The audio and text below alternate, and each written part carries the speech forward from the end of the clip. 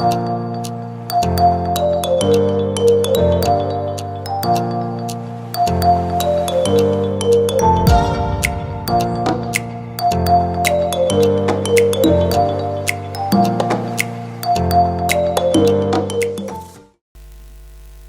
needs you to go through a developed character. He wants to produce a character in you. What kind of a character are you? The reason he is taking us through these processes is to develop the character. Because it is all about the character. It is not about the personality. It is about the character. God wants to give you a position. Because God needs you to go through a development of your character. It is a development. Anything that you gain slowly produces a character. But anything that you goes very fast produces ego. Any success ambao ni very fast produces ego. But any success that is slow, because God is slowly by slowly, he lifts you from one glory to another glory. So one glory, maybe the glory you are in now, maybe it takes 10 years. So you have to accomplish that glory so that you may be able to get to the other glory. Because every glory has a span of time. Every glory has a plan of God. Every glory has a lineage that God is using. So if your glory is of 2 years, you will have to go the process of 2 years. And if you fail in the middle of the 2 years, you will repeat the class again until you will be able to succeed to the next level. Are you getting me now? So when God is building you, just let it be. Don't try to push it. Don't try to bend it. Don't try to make it successful. Just allow God to process you. Some of us will run away from the processes of God because it is a bit painful. Because you want to come and get into a church like this one and then come and automatically become a leader in the church and then that is it. No. Utakuja hapa utateseka. Utakutana na wengine waone kwa sababu wewe ni mrebo, umetoka kanisa iko na urebo, utakuja uonekane hapa na watu waanze kusema huyu amekuja kuangusha apostol wetu. Na uanzane na vita. Na vita ya kwanza utaanzana nao ni vita ya maombi, wataanza kukufuga. Tunakufuga katika rama shenderebo, daba kanta na mukate ya daba asikatoka. Na wanaomba. Na wengine wao kuna wengine courageous wanakuja wanakwambia hapa, wewe you look like you're a prostitute.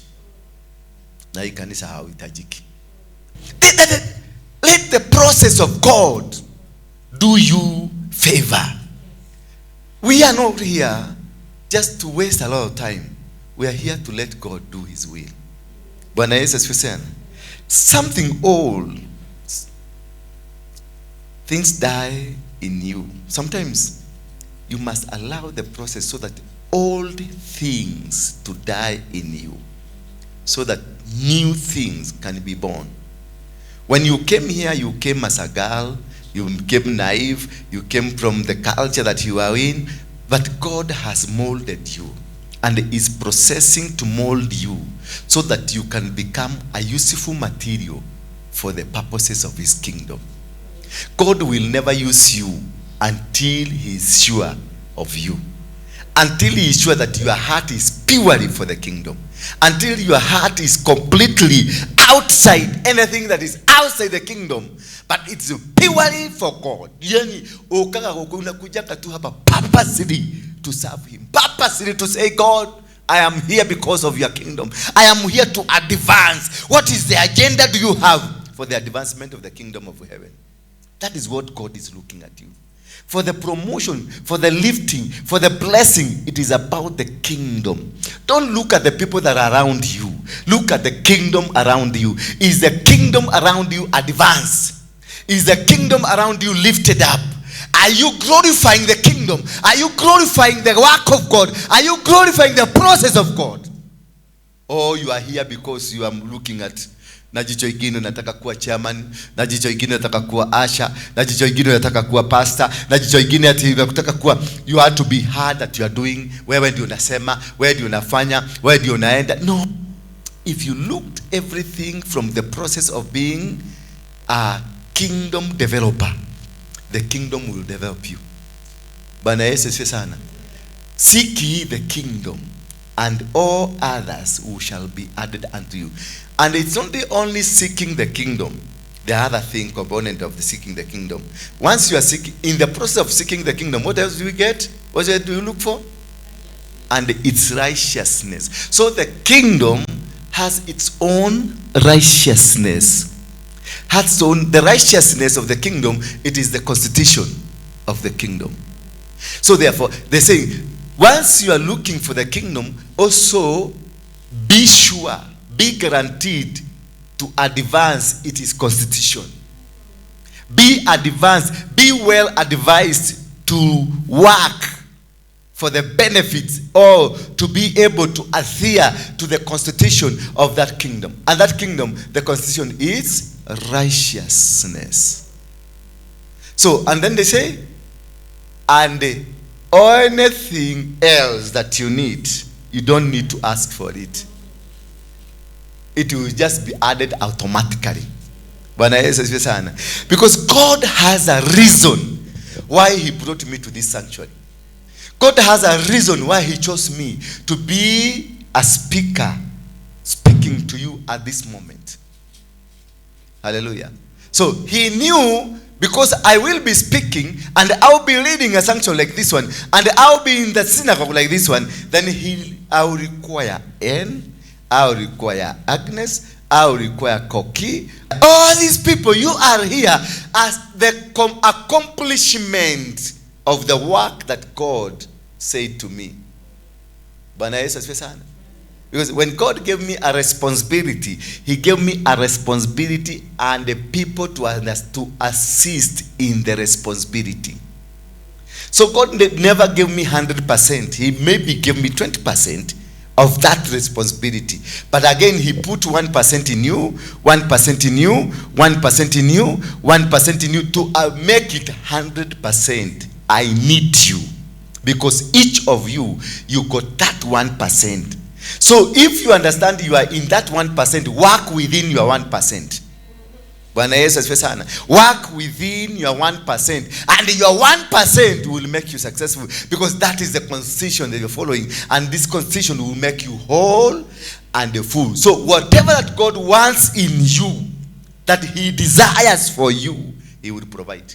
Because you are serving. You are working for a kingdom. You are working for an institution that knows you needed that money. So you don't remind the institution. Because of what we are working, na ndio nakuta mtu anapatiwa promotion. Ni kwa nini? The institution imefurahi. The kingdom imefurahi your service, imesikia. Baka imenizukumbusia, imeniambia patia huyu promotion. Because the kingdom is happy with you. So work for the kingdom, and this kingdom will be happy with you. Work for the kingdom, and the kingdom will reward you accordingly.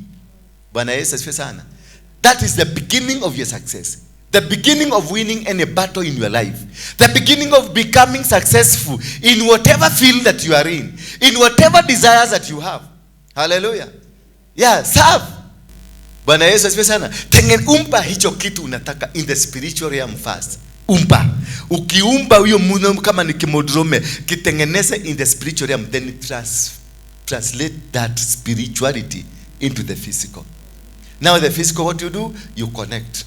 Kama ni biashara, build it in the spiritual realm. Kama ni kazi unataka kwenda kuajiriwa Safaricom, build an employment in Safaricom in the spiritual realm. Tengeneza, command.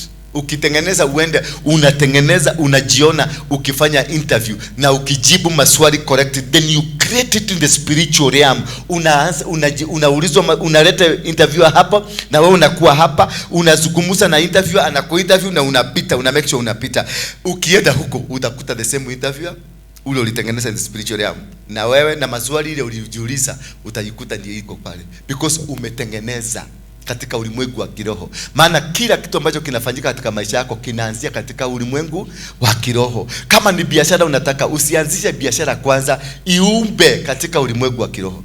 Ukiitengeneza katika ulimwengu wa kiroho, uone uko na duka uistock. Yani in the spiritual unaistock na kila kitu unaistock, unaona umeandika watu 10 watu 20 and then you seal it. Once umetengeneza hiyo yote, seal it with a sacrifice. Bwana Yesu asifiwe sana. You seal it with a sacrifice. Nobody, the devil will not be able to see it. Because God reveals himself through a dream to you, through a vision to you. And through that vision, then once you seal it, the devil will not be able to see it again. That is why we seal. Any prophetic word released to you, unaisil immediately. Nikisema naona Mungu akikubariki na kazi, naona Mungu akikubariki usafiri, usiseme tu amen. Seal it. Make sure you seal it. Because hawakuwa wanajua utaenda ngambo, ni mimi nimefanya wajue. So they will start working now to derail you. So nionanga watu wengi wameprofesaiwa. Prophetic words have been released. Maneno ma prophetic imeachiliwa kwenu, mtabarikiwa, but still until today haujabarikiwa. Ni kwa nini? Walisikia. Hawakuwa kujua. Mimi nimefahamishwa, nimeambiwa utaenda ngambo. Lakini kule kwa shetani hawajuagi kama utaenda ng'ambo. Wanakaga tu wakitegea kusikia ka information kadogo ndio wakukamatia hapo. Sasa kwa sababu nimesema utaenda ng'ambo na umesema amen, hallelujah, oh I receive it. Yes, you receive it, but mfalme wa Persia amesikia, atakamatia kwa anga. Bwana Yesu asifiwe sana. So you seal with a sacrifice. Whatever you have that time, you give it at the altar to seal. So watasikia lakini hawatajua process. Because all what they want to know is the process. And the devil will attack you in the process. God blesses you in the process. Bwana Yesu asifiwe sana. So once you will be able to understand that, unaumba kitu, na ukikiumba kitu ndio sema si watu wote wanafahamishwa nini? Your vision. Not all people that are informed to the, because there are some who will be bridge kupeleka kwa shetani. Bwana Yesu asifiwe sana. So you seal everything that God has, or you have built. You build anything in the spiritual. Kama ni nyumba ya ghorofa, ijenge kwanza. Bwana Yesu asifiwe sana. Ijenge kwanza in the hapa. Kama ni marriage, jenga hapa. Kama ni nini, kila kitu jenga hapa kwanza. And then let God process it. And at the due time that God wants you to process it, you will be what? You will be processed. So therefore, let that old things or old you die, so that a newborn you can be born. The reason God puts you through this process, it is to purify you. The reason God puts you into this process is to make sure you are pure and you are purified. So don't cry because things are dark and thick. Don't cry. Don't cry because that God nimekutuma uende kufanya kazi mahali fulani na situation kule ni ngumu sana. Sio mimi nimekutuma, ni Mungu ameniambia ambia fulani. Na akiniambia niambie fulani, anajuanga kile kitu anaenda kukutana nayo. So ukienda ku just position yourself in the position that God wants, ile kitu Mungu amekutumia. Hiyo ingine wacha argument. Kaa hapo, ongoja the next step. God will command it. Bwana Yesu asifiwe sana. Ukituma uende Mandera, just go Mandera, fika Mandera kwanza, ukae. Ukikaa tafuta hoteli ka, because Abraham was told go to Mount Moriah and go sacrifice your son. Hello. And go to Mount Moriah, go sacrifice your son. But hapo kuna statement nyingine hapo katikati.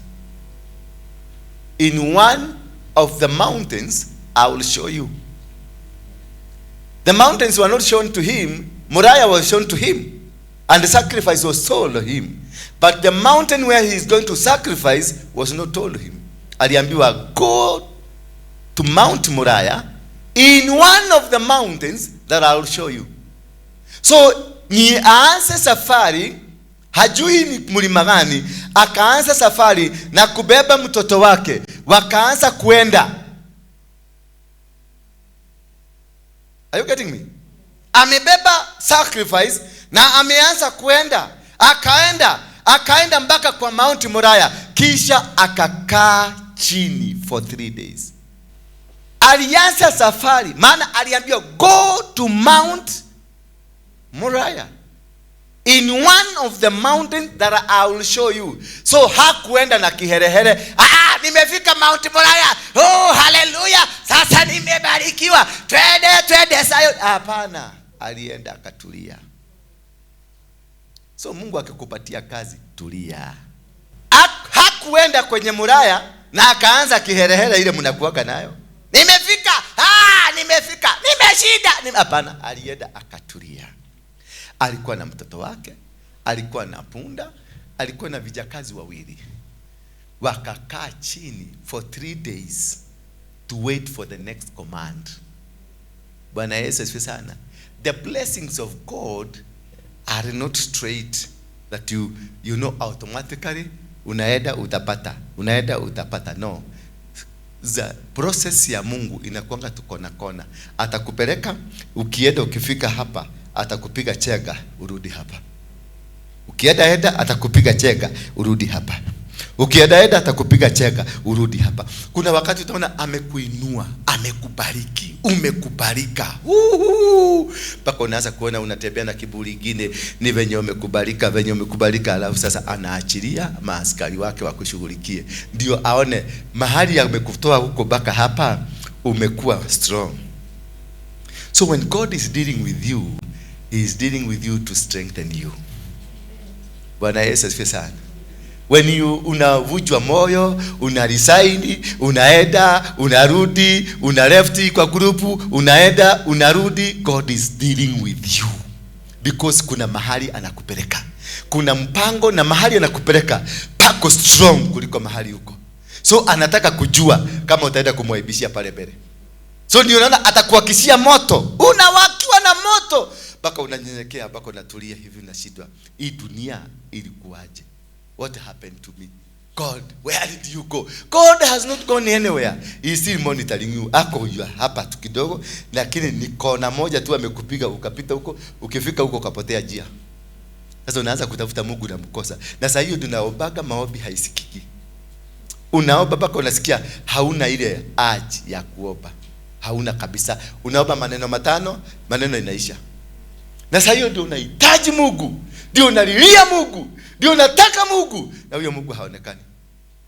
Bwana Yesu, the day ukiona hata maombi imeshindikana, God is more closer to you than before. Umejaribu kuomba, unasema dukata yakai nya roho wako hoya ndiri naguo. Sasa hiyo God is closer. That is why roho ametoka. Kwa sababu bosi amekuja. Ako karibu naye. Na sasa hiyo anakuondoa ndio kuwe bright. Aone akili zako zinafanyaga kazi gani. Usikue kama wale wana wa Israeli waliuliza, kwani kule uliona kule hakuna kaburi tuzikwe? When God is checking on your Egypt mentality, He will pass through corners. He will pass through things that will make you feel like you made a mistake. Bako unasikia kuregret, unasikia kurudi. Unapojaribu kurudi unasikia moto imewaka kule tena unarudi. Ukienda padi unasikia moto imewaka hapa unarudishwa. When God has just decided to pick on that process to process you, it's very painful, my dear friends. Ukisikia sasa moto imekuwa sana, God is with you. Sasa hiyo Mungu ako na wewe, anatembea na wewe, because kuna mtu ako ndani yako anachomwa akufe. For God to use you, kila kitu lazima kichomeke. So if you want God to use you, Koki, vumilia. Uchomwe kabisa ndio uibe. Wacha kukaa jikoni siku nyingi. Maana kuna watu wamekaa jikoni siku nyingi, bado wanapikwa ni madharukire ginya thafuri ya tweka jiro kuria thiini. Ni gutharukio. Kubali. Bwana Yesu asifiwe sana. So acha nishinde vita zangu. Na wewe shida vita zako. Ndio tuweze kuwa wakamilifu. Tuende mbinguni. Maana kuna kitu nitaruka haka kakuja labda kameletwa haka akiwa mtihani. Sasa kasiana kama haka na mtu mjeuri ama mtu jagiri, atawacha mtu kama huyu? Hapana. Lakini nitatembea na yeye. Kama hako na kitu maashiria ena momoru, I will deal with it as I'm walking with her. Au najua kokete oh no, but this is a potential, this is a pastor. Huyu ni mchungaji. Lakini anaweza kuwekea kamteko hapa leo hapa. Tuende na yeye nimumalize. Mnaniona? Are you getting me? Anaweza kuwekea tu kamteko kadogo nimumalize. Na mimi animalize. Sasa yeye atatumika kunimaliza na mimi nimfanya nini? Ile uchungaji iko ndani yake ni uwe. Lakini kama nitamshika tu kila ando kagidio kiugano naona ananipenda. Tutatembea na yeye hivi. Nikikemea nitamshika tu for the contact. Nikikemea pepo yote iliyo ndani yake. Kama ni usherati uko ndani yake nitavuja tukitembea na yeye. Because nisipozivuja hata nisipokiingia kwa mtego yake atatafuta David, ataagusha. Pepo inahamanga. Huyu akishindwa kuniwini itaingia kwa Agnes. Bwana Yesu asifiwe sana. Agnes akishindwa itaingia kwa Koki. Kwa sababu pepo inatafuta kuwin. Pepo inatafuta kushinda vita. Haikaangi kwa mtu mwenye hajui kutekeleza. Inakaanga kwa mtu mwenye anaona this is a possible candidate mwenye anaweza kufaulisha hii mpango yetu. Because ni mpango kwa shetani, ni mpango imepagwa. Haijapagiwa mtu mmoja, ni assignment charity ulipatiwa. Wakati ulishindwa ilihama ikakuja kwa huyu. Wakati alishindwa ilihama ikakuja kwa huyu. Wakati alishindwa ilihama, they don't need you if you are not doing the will of their purposes. Bwana Yesu asifiwe sana. And God will make it mkwe successful. Quick successes build you to become ego. Ile success ya haraka inajenganga kiburi. Kwa hivyo msitake success ya haraka. Msitake tujaze hii kanisa yote tujae hapa. Hapana, to build kwanza watoto. To build a team that will bring those people. Wakikuja wanakuta watu wazima, watu machua. Lakini sasa kama mnakuwa mama wakikuja hapa warebo wapaki tu Mercedes pale na bado akili zenu nyote mnaonaga apostle, mnataka apostle mwingine na mkiona apostle mama wamekiingia hapa ni shida, mama akifanya ni shida. Sasa Mungu hataleta watu until you mature. Na mkikataa kumachua atawatoa nyinyi yote, alete watu watamachua. That is how God, because anataka kujaza nyumba yake. Sasa anataka mupite hiyo mtihani. Ndio kwa maana ameniweka mimi nikiwa siko. Before watu waingie Bethel, the house of what? The house of the Lord. Walipitishwa wapi? Gilgal. Kufanya nini? For circumcision. Hallelujah. Yes, they have come from Canaan. Wamevuka kutoka kule jangwani, wameingia Gilgal. Before they entered the house of the Lord, walipitishwa for circumcision. Now you are being circumcised. Kama hamjui, ndekuruithio muraruithio. Na ukule kuna watu wanakaaga wajaponesha, wanakaa miezi mingi. Kuna watu wanaponeshaga within one day wamepona. Kuna wengine wanamaliza mwezi, kuna wengine siku 8. Utakaa. Sasa ina depend. Na kuna wengine wanakufa. Hello. Kuna wengine wanakufa, nasikia alibreed akakufa. Sasa angalia, hebu jiangalie kama umekufa. Unajua unaweza kuwa hapa umekufa. Uli haha no ikalete haha no ni kemudu kioneka no ulikufa kiroho, ulikufa kitabu. You will not see Bethel. So there is this process, and this process is meant to make you mature and grow and become a candidate, because God is looking for people to use. God is using me to train you because He wants to use you. Bwana Yesu asifiwe sana. So the more you stay in a class, the more you be chased away. Utapelekwa nyumbani. Na kupelekwa nyumbani, this means you've died. Ndio unaonanga watu wengine walikuja tu juzi na wamepiga step mingi kukuliko. Wewe tu unakaa hapa umeng'edhia, umekaukiwa, na ndio sasa unaanza ile kitu inaitwa spiritual witchcraft. Sasa ndio unaanza kuombea watu watoke hapa, ndio unaanza kuombea watu wengine wakufe, ndio unaanza kuombea watu wengine wafanye, ndio masegenyo inakuwa mingi because you failed the test. Umerepeat mpaka umezeekea class 1, ado umesema kenyo ili yali anyayo na eneo ranywa na kuwete kenyo kiagima kuma mushini gukura. God is so interested in our character. That is why He builds you slow by slow. God is interested by your character. He's not interested by your personality. He's not interested by what you are able to do. And that is the reason He's building you slowly. Because He's not interested in anything else apart from your character. So let God build the character you. Let God build the personality you. Bwana Yesu asifiwe sana. Angalia for example venye mimi nimeshughulikiwa. Mimi niliingia kuacha kuhubiri na kiberebere kubwa sana. Kuingia hivi kuanza kuhubiri nilitengeneza jukwaa ya kwenda kuhubiri because I knew the crowds will come. People watakuja. kiwanja itajaa. Kusikia dola. Watu wakisikia dola, watu watajaa kwa kiwanja. Watajaa. Na ni kweli, tunaenda crusade moja pale Jakarta, ikajaa. Nikawaambia mnilisema namna gani? Kumweza nikula. Surrender to God. Do exactly what God wants you to do. Walk the way God wants you to walk. Bwana Yesu asifiwe sana. Deliverance is not demonstrated, it is preached. Bwana Yesu asifiwe sana. Deliverance, it is a preaching, it is a process. It is not really a kugaragara hapa. Hiyo si deliverance. Bwana Yesu asifiwe sana. Deliverance is what now I'm telling you. I'm delivering you. I'm teaching you to understand yourself. I'm teaching you to understand the processes of God. I'm teaching you to know what you should be doing, at what time you should be.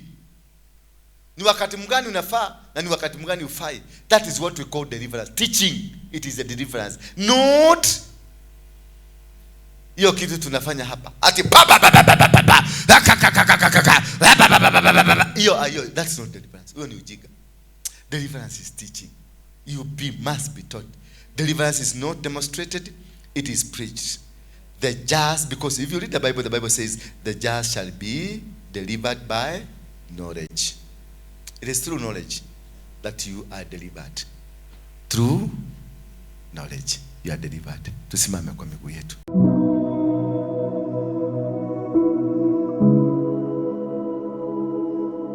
Kanisa la Crusaders for Christ chini ya Apostle Ndura wa Ruinge iliyopo jijini Nairobi wanakukaribisha kwenye ibada mbalimbali. Siku ya Jumatatu ni siku ya maombi hapa kanisani kuanzia mida ya saa 3 asubuhi hadi saa 11 jioni, na siku ya Jumanne imetengwa kwa ajili ya kuonana na Apostle moja kwa moja kuanzia mida ya saa 3 asubuhi hadi saa 11 jioni, na siku ya Jumatano ni siku ya ibada ya ukombozi kuanzia saa 5 asubuhi hadi saa 9 mchana. Siku ya Alhamisi ni siku ya kuonana na Apostle moja kwa moja kuanzia mida ya saa 3 asubuhi hadi saa 11 jioni, na siku ya Ijumaa ni siku ya maombezi hapa kanisani kuanzia saa 3 asubuhi hadi saa 11 jioni. Siku ya Jumamosi kikundi cha ibada na sifa wanakutana kwa ajili ya maombi na maandalizi ya ibada za Jumapili. Siku ya Jumapili ibada ya kwanza inaanza saa 1 asubuhi hadi saa 2 kamili asubuhi, na ibada ya pili inaanza saa 2 kamili hadi saa 4 asubuhi, na ibada ya tatu inaanza saa 4 asubuhi hadi saa 7:30 mchana. Kisha ibada ya ukombozi inaanza saa 9 mchana hadi saa 11 jioni.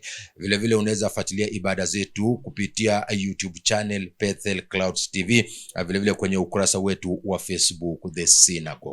Kwa mawasiliano zaidi piga nambari ifuatayo 0722239555 au kwa lugha ya Kiingereza 0722239555. Kumbuka tunapatikana jijini Nairobi, Covey Plaza, Meza 9 floor, mkabala na kituo cha mabasi cha Easy Coach, Haile Selassie Avenue. Mungu akubariki unapojiandaa kuabudu nasi.